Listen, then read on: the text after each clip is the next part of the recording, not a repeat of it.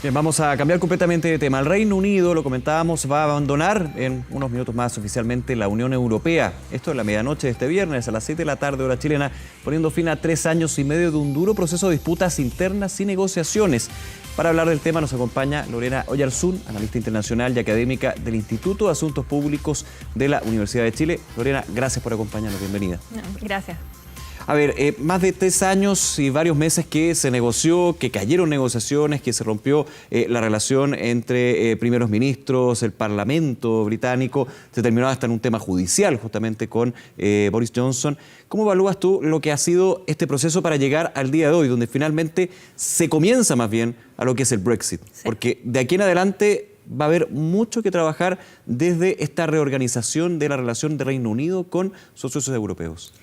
Bueno, complejo obviamente, ha sido un escenario súper complejo, tal como tú señalabas, ha tenido costos políticos, ha habido bastante polarización en la sociedad, que vemos que en un momento este referéndum, que fue el año 2016, si bien arrojó una mayoría, esa mayoría no fue tan sustantiva y que claramente fue polarizando también los mismos discursos, que dejó primeros ministros en el camino, desde que pasa con David Cameron por Theresa May y posteriormente sale muy fortalecido Boris Johnson después de las elecciones. Entonces ha sido un escenario bien complejo y que, como tú señalabas, yo creo que ahora empieza en realidad la parte más sustantiva, que vamos a ver si se logra o no negociar, algo que también va a ser difícil porque son relaciones que están muy densificadas entre la Unión Europea y el Reino Unido en términos de, no sé, economía, transporte, movilidad, o sea, justamente son muchos... en eso, Lorena, esto no es que hoy día me desconecto Reino Unido no existe, la Unión Europea no existe para mí. Esto es un proceso paulatino, un proceso que va a durar años. Más o menos, ¿cómo es ese tránsito? Para que la gente entienda un poco en su casa, porque esto de lo del Brexit lo venimos escuchando hace mucho tiempo, es un tema súper complicado, hay muchos elementos. El Reino Unido no solamente lo compone Inglaterra, lo compone Irlanda del Norte, lo compone Escocia, es bien complejo el tema. Sí, mira, bueno, como decía, en realidad ahora lo que vamos a empezar a ver son cómo comienzan las negociaciones. Lo que sí simbólicamente vamos a ver seguramente en un par de horas más, algunos actos simbólicos respecto a que no se van a separar, pero en realidad en términos prácticos no va a haber un cambio sustantivo a partir de mañana. No, ¿ya? Porque justamente lo que se negoció este acuerdo es que hay 11 meses de transición. Y esos 11 meses en realidad pueden extenderse también si es que son necesarios.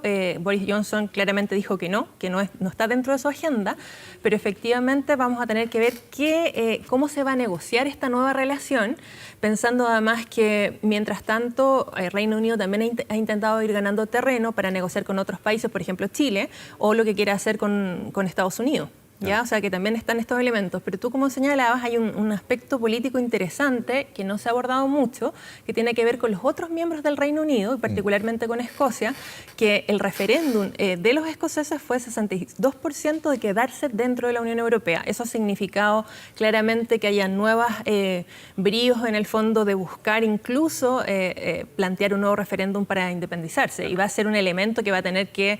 Ya ha habido esa solicitud, Boris Johnson ha dicho que no, y vamos a ver cómo se va también eso desarrollando. Claro, porque ese porcentaje de Escocia finalmente te desliga totalmente de la postura, entre comillas, unitaria que tiene el Reino Unido, lo que sucede con Irlanda, lo que sucede con Gales, lo que finalmente sucede con Inglaterra. Evidentemente va a ser un foco quizás de tensión para una administración política que tiene que empezar a negociar país con país, donde claramente los más duros van a ser Francia y Alemania, los grandes defensores, digamos, de la Unión Europea. Sí, hoy día veíamos unos discursos, en realidad, ustedes mismos lo mostraban en la nota donde salía Emmanuel Macron, y varios líderes, en realidad, si uno ve las columnas de opinión en distintos medios internacionales, donde los líderes de la Unión Europea, ya sea el presidente de la Comisión Europea, el Consejo Europeo, del Parlamento Europeo, hacían bastante hincapié en esta idea de que no podían tener los mismos beneficios, obviamente no pueden aspirar a eso, pero también intentando de buscar ser más aliados, o sea, no poniéndolo como un enemigo, que era un momento triste, pero sí van a buscar y no van a poder tener los mismos beneficios. Y eso, una analogía, antes éramos familia, ahora somos amigos, entonces te va a costar algo. ¿Qué tantas ventajas van a tener? Esa es la pregunta, porque pensemos que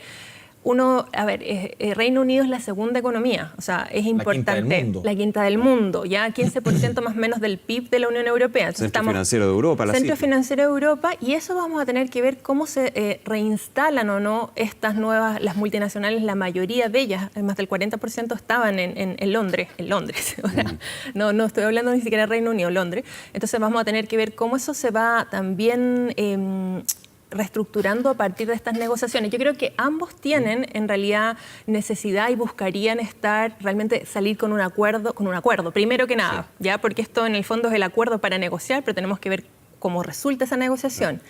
Pero tal vez un elemento que sí es interesante es que yo creo que había tanto hartazgo que en el fondo, y el tema de la incertidumbre era tal, que en este sentido ha bajado un poco la incertidumbre. Tenemos que ver qué señales se van a dar en estos primeros meses. Lorena, a ver, este tema, los nacionalismos en Europa, en otras partes del mundo, está muy de moda. ¿Por qué ya con esto ya consumado prácticamente lo del Brexit? Hoy día, a partir de lo decía Nico, a partir de las 7 de la tarde, ya chilena. Inglaterra deja de las 7 de la tarde hora chilena. ¿Por qué en Inglaterra quizás esta idea, esta semilla germinó más que en otros países y terminó con esto? ¿Por qué en Inglaterra? Porque uno que ha tenido quizás por razones laborales la suerte de ir, por ejemplo, a Europa, uno siempre se da cuenta que los ingleses, no solamente por el hecho de ser isla, siempre se sintieron un poquito al margen de la Unión Europea. Ocupaban las dos monedas, el pound, y ocupaban también el euro. Y siempre hubo esa sensación de que no era de absoluta comodidad dentro de la Unión Europea. Quizás ese elemento es importante para que haya germinado esa semilla más que en otros países. Muy buena la pregunta, porque efectivamente la relación de Reino Unido con la Unión Europea no ha sido siempre en realidad tan armónica. De hecho, Reino Unido se incorpora a la Unión Europea en 1973, no es de los países fundadores, y uno de los elementos desde el inicio, o sea, piensen que después de 2 años de haberse recién incorporado a la Unión Europea, hacen un referéndum. Claro. Para saber si efectivamente querían seguir o no. Entonces, siempre ha sido, la verdad que yo creo que la Unión Europea es un proyecto de integración político y económico. Y en este caso, Reino Unido siempre ha apostado por la vía más económica. Se sienten muy cómodos con la parte libre comercio, pero no con lo que significa una integración más profunda, como por ejemplo el tema de la frontera del espacio Schengen. No pertenecían al espacio Schengen, que es donde efectivamente se negoció disminuir los controles fronterizos. O sea, Reino Unido no era parte de eso, tampoco era parte del acta única, del acta de moneda común, del euro. Nunca se escribió el euro y siempre se mantuvo con esta doble moneda y más con la libra. Sí, entonces son 2 elementos que claramente refuerzan un poco esta idea de que buscaban una vinculación, pero en un momento que además ellos sufrían una crisis económica, estamos hablando en el 73, en los 70 finales, o sea, perdón, al principio, estaba la Unión Europea en boga y claramente esa parte es lo que los acomoda. Pero la parte política, la idea de la soberanía, un argumento, y ahí va muy relacionado con esta idea del nacionalismo, el argumento central fue vamos a recuperar el control y vamos a poner en el fondo también barreras a la migración. ¿Ya? O sea, que eso fue un elemento. Y no estoy hablando de la migración solamente externa de la Unión Europea, sino que dentro de la Unión Europea. Gran parte de los lugares que votaron a favor del Brexit tenían que ver con lugares, no la ciudad, por ejemplo, no Londres, sino que los lugares como más obviamente afectados por las crisis económicas. Pensemos que la Unión Europea a partir de 2008 en adelante, con la gran crisis financiera mundial, ha sufrido o ha tenido una fuerte recesión tuvo y posteriormente empezó a crecer, pero es algo que también significó mucha movilidad interna.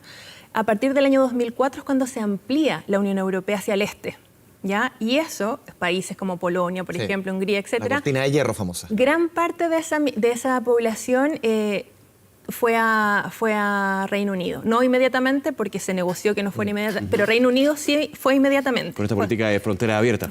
Fue uno de los países que, junto con Irlanda, por ejemplo, abrieron sus fronteras inmediatamente y se vio, y iba muy vinculado a la idea de cómo nosotros logramos un control o soberanía.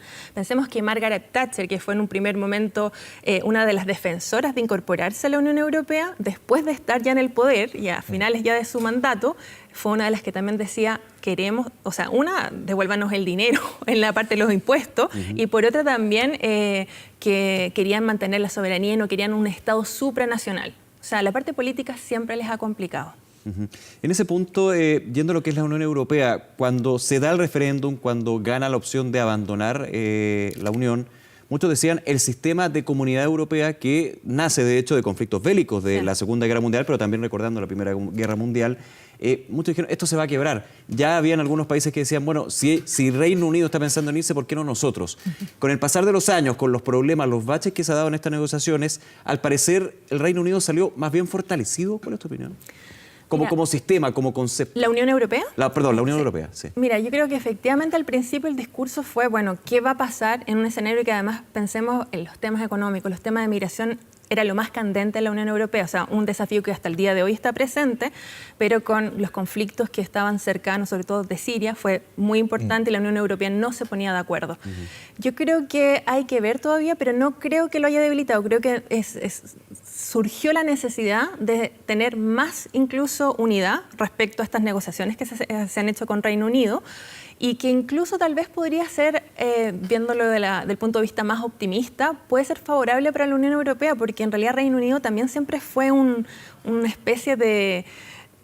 No lograba avanzar tanto porque había muchas reticencias del Reino Unido, ¿ya? Sobre todo en lograr mayor integración. Y gran parte de la crisis también que tuvo la Unión Europea, por ejemplo, en la parte más económica, tenía que ver en que faltó integración en algunas áreas, por ejemplo, financiera, la idea del Banco Central con más, para afrontar justamente las crisis. Europeo, en este caso. Sí. Lorena, ¿tú sientes que, volviendo un poco al tema, yo trato de mirar un poquito más desde lo macro, lo europeo, sientes que en otros países de Europa uno ve gobiernos como ha sucedido en Italia, en Francia la derecha extrema también está avanzando, también en Alemania, que en otros países puedan sumarse iniciativas similares, que comience a avanzar procesos similares como este Brexit de Reino Unido? Yo creo que en este momento no lo veo, no podría descartar nada, pero... Hoy día nada se puede descartar en ninguna materia. Ha cambiado mucho, pero sí creo que en este momento no lo veo tan cercano, como creo que está en un momento... va a ser relevante el cómo se va incorporando, cómo se reformula internamente, pero me parece que gran parte de esos países, sobre todo no el núcleo más duro, que fueron los 6 miembros fundadores, sino que los países han ganado mucho más que estando fuera. Y eso tiene que ver no solamente en términos económicos, las ayudas estructurales de los países, podríamos decir, del norte europeo, que está esta fractura como norte-sur en la misma Unión Europea, sino que también en términos de seguridad. Pensemos que, tal como tú señalabas, la Unión Europea surge en un momento que lo que busca es consolidar la paz, ya después de que pensemos en las guerras mundiales, la Segunda Guerra Mundial y la gran cantidad de muerte que hubo y la confrontación entre Francia y Alemania, pero busca por un lado eso, consolidar la paz, pero también es estratégico, y por eso a Estados Unidos le interesó ayudar a la Unión Europea con ayudas como el Plan Marshall, por ejemplo, que inyectaron recursos para balancear poder con lo que fue la Unión Soviética. ¿Por qué digo esto? Porque hoy Rusia también tiene una incidencia importante, hay discusiones sobre la OTAN, cuál va a ser el rol de la Unión Europea, o sea, tenemos varios elementos ahí que para un país como por ejemplo que fueron ex de la cortina de hierro, ¿no es cierto?, de esa influencia, estar solo es bastante peligroso. O sea, prefieren estar en el contexto de la Unión Europea. Como dice el cliché, esto recién está comenzando. Sí, queda para largo, yo creo. Lorena, muchas gracias por acompañarnos. No, gracias a ustedes. Muy buenas tardes.